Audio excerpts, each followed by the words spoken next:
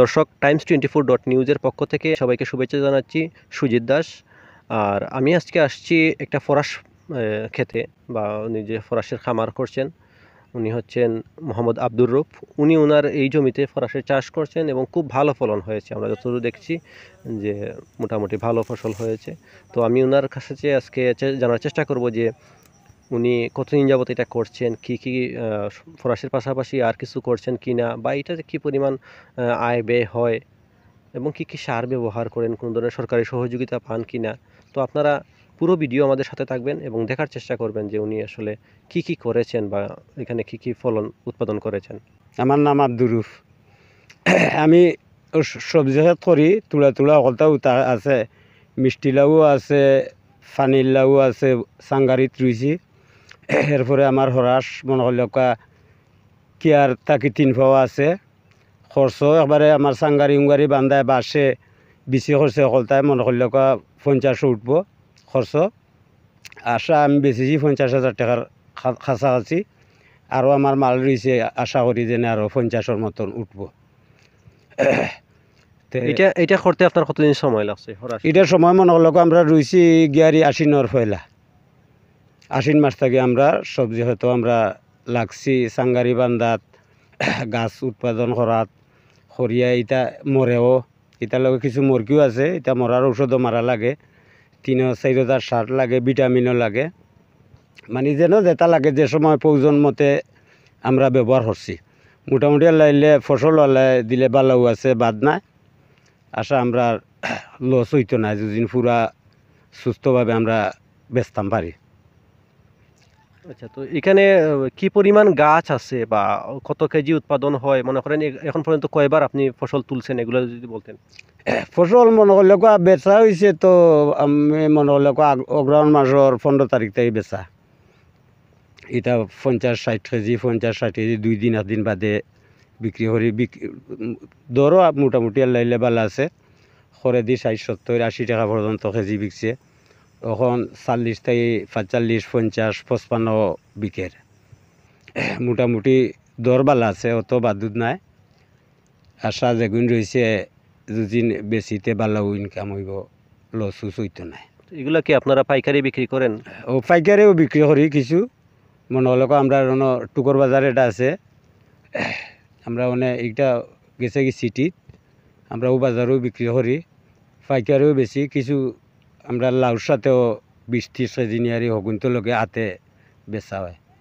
তো শুধু ফরাস যে আপনি চাষ করছেন, আমি ওই আপনার লাউ বা অন্যগুলোতে যাচ্ছি না, যে শুধু ফরাস যে চাষ করছেন, এখানে আপনার কি সার দিচ্ছেন বা সরকারি কোনো সহযোগিতা পাচ্ছেন কিনা? সরকারি সহযোগিতা কিচ্ছু আমরা পাইছি না। এইটুত যে হরাস চাষ করছি সরকারিভাবে কোনটা ওদের বীজ বা খরচ বা সার আমরা মনে করলে তো 5-6 নাম মিলাইয়ারি ওলার বীজ দান দিছেন, 2জনে মিলাইয়া 10 কেজি, 2জনে মিলাইয়া 10 কেজি সার দিছেন। মনে হয় লাল 10 কেজি আর জিও 10 কেজি, বড়ি সার 10 কেজি মিশলা। ও সরকার থেকে পাওয়া, আর কিছু না। আর নিজের খরচও সম্পূর্ণ, নিজের খামলা খরচও, নিজের মেহনত খরচও। পানি সপ্তাহ দেওয়া লাগে, 2বার দেওয়া লাগে মেশিন দিয়ারি, মানে 20 টানিয়ালেও পানি দেওয়া লাগে। বারে দিও দিরাম, মেশিন দিও দিরাম, যে সময় দেখা যায় যে একটার প্রয়োজন মতে দিরাম। আশা ভালো আছে। তো এই ফরাস যে, আমি শুধু ফরাসের কথাই আপনাকে বলছিলাম, যে এই যে ফরাস আপনার যে বিক্রি করেন, এইটা ফরাস থেকে আপনার পরিবারে কি পরিমাণ সাপোর্ট পান? ভালো পাই, যদি লস হয় না, মরায় নেয় না, কিছু লস আরও করিলেন, এটা ফাঁকি খাইলেন।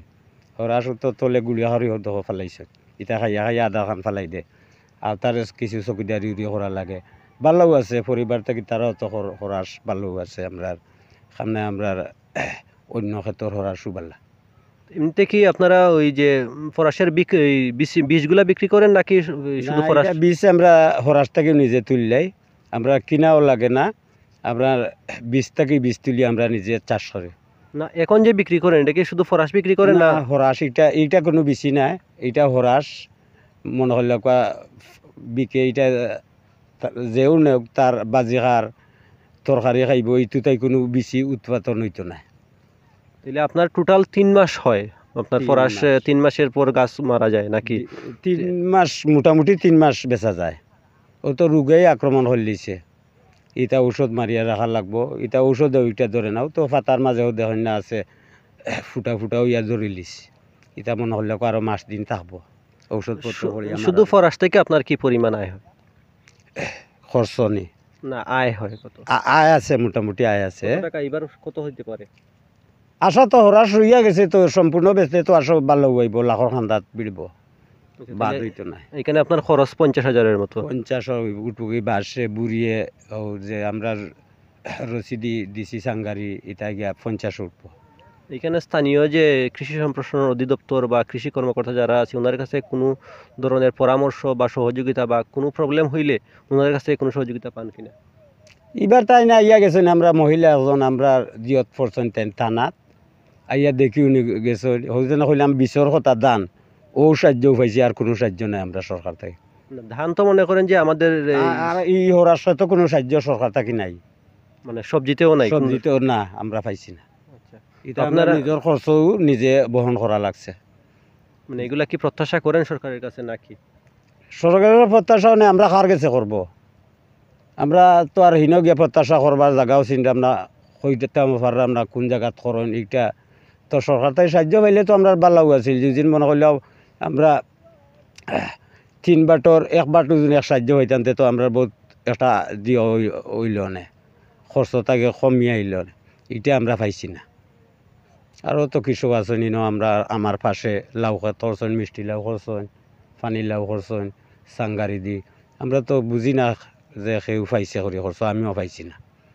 মানে ফরাসের পাশাপাশি আপনার আর কি কি আছে? ফরাসর পাশাপাশি তো ওই সামনের বিষয় আছিল কিরা শশা, হৌ সামনে আছিল হইয়া শশা, হৌ আছে মিষ্টি লাউ উড়ি, হৌ আছে পানি লাউ, এরপরে বাদেও আছে মিষ্টি লাউ আছে, মানে ই সারাতো গিয়ারে কিরা খেয়ে করছে, কিরা খেত খেয়ে করছে গিয়ারি মনে করলো পানি লাউ খেয়ে করছে, মিষ্টি লাউ। আমি আমারও হরাশো করি খোলা কিরা খেত খরিয়ারি গাছরে আনলা যে করি ফসল ধরার সময় মরিয়া যায় কি না, এই বছর ওই যে ক্ষীরা যে বলছেন, ক্ষীরা থেকে আমরা কিন্তু অনেক জায়গায় আমরা হাঁটছি বা গেছি, যেখানে দেখছি যে এই বছর ইঁদুরে অনেক বেশি মানুষ নষ্ট করছে, আবার কিছু কিছু গাছ দেখা যায় যে অর্ধেক গাছ মরে গেছে, এরকম ঘটনা ঘটছে। একবারে ও আমার পাশের বিশ্বাস করছিল এক মালিকে, তার সারা চালানো উঠে, তার কোনো খরচও হয়েছে না, তার ওলা মরিয়া গাছ গেছে কি তার সারা চালানো উঠে পড়ছে। তাহলে তো এই ক্ষেত্রে যদি আপনারা সরকারের পক্ষ থেকে কোনো ট্রেনিং পাইতেন বা সহযোগিতা পেলেন তাহলে তো আপনাদের জন্য ভালো হইতো। ভালো হইল না, আমরা তো এই সরকার থেকে কোনো ট্রেনিংও পাইছি না, কোনো সাহায্য সহায়তাও পাই না। কত বছর যাবত আপনি এগুলার সাথে? আমি তো এখানে আমি বাইরে আসলাম মনে করলে বাইরে যাওয়ার আগেও করছি, বাইরে থেকে আইছি মনে হই আসছে আমার 16-18 বছর, 16-18 12-13 বছর বাইরে আসলাম, এর আগেও করছি, বাইরে যাওয়ার আগে ওনেও আমি করলাম, 16-18 বছর হয়ে যাব। বাইরে বলতে কোন দেশে আছে? জিদ্দাত আসলাম, সৌদিয়ে। আচ্ছা, তো দর্শক আপনি জানছিলেন যে উনি একজন প্রবাস ফেরত বাংলাদেশি, উনি সৌদি আরবের জেদ্দাতে দীর্ঘদিন ছিলেন, ওইখান থেকে আইসা কিন্তু উনি কৃষির সাথে সম্পৃক্ত হয়েছেন। উনি দেখতে পাচ্ছেন যে ওই বাইরের দেশে যাইয়া যে কষ্টটা দেন, যে সময় দেন, যে শ্রম করেন, ওই শ্রমটা যদি উনি দেশে দেন, দেশের কৃষিতে দেন, তাইলে উনার এর চেয়ে ভালো হয় নাকি? যে ভালো যদি আল্লাহ দিয়া যায়। তার মানে মধ্যপ্রাচ্যে যে ইনকাম আছে এর চেয়ে বেশি ইনকাম কিন্তু আমাদের ক্ষেত কৃষিতেই আছে যদি আমরা করতে পারি। তো দর্শক আপনারা আমাদের সাথে থাকার জন্য সবাইকে ধন্যবাদ। আশা করি চ্যানেলটা সাবস্ক্রাইব করে পাশে থাকবেন।